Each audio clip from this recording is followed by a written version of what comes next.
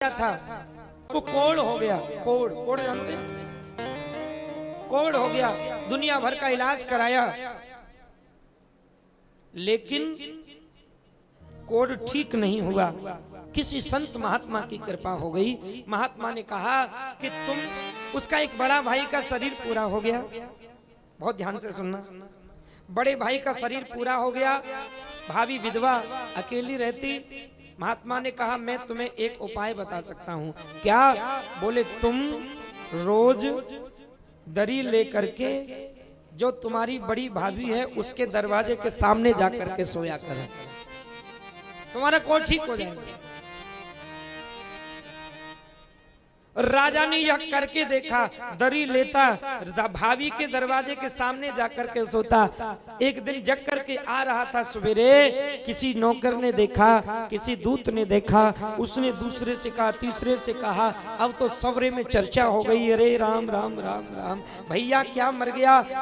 यानी राजा को शर्म नहीं आती, भाभी के दरवाजे पर जाकर के सोता है, भाभी के पास में जाकर के लेटता है। लोगों ने उसको बुरा कहना शुरू किया, उसको गाली देना शुरू किया, उसकी बुराई करना शुरू किया, और जो जो लोग उसकी बुराई करते त्यों त्यों उसका कोढ़ ठीक होता चला गया।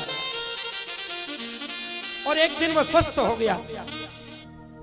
महात्मा के पास में गया, महाराज जी से जाकर के कहा, महात्मन एक बात मेरी समझ में नहीं आई, आपने मुझे कोई दवा नहीं दी, कोई भी आशीर्वाद नहीं दिया, कोई जड़ी नहीं दी, कोई बूटी नहीं दी, लेकिन केवल भाभी के द्वार पर सोने से ही मेरा कोढ़ ठीक हो गया।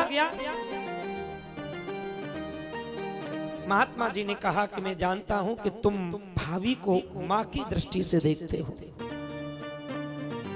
तुम्हारे अंदर कोई गलत भाव नहीं है, लेकिन मैंने तुम्हें वहां सोने के लिए इसलिए कहा ताकि देखने वाले तुम्हारी बुराई करें, तुमको उल्टा सीधा कहें, और जो तुम्हारे पाप जीवन के तुम्हारे ऊपर लदे हुए थे, जिससे के कारण तुमको कोढ़ हुआ, जब लोगों ने बुराई करना शुरू किया तो उन पाप तुम्हारे शरीर से छूट करके उन पर भी चलते गए, उन पर बंटवारा होता गया।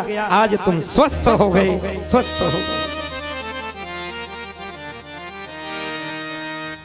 इसलिए जाने अनजाने में हमसे जो पाप बन जाते हैं, अगर हमारी कोई बुराई करता है तो समझ लो वो हमारे पापों को बंटवारा कर रहा है, हमारे पापों को अपने सिर पर धारण कर रहा है।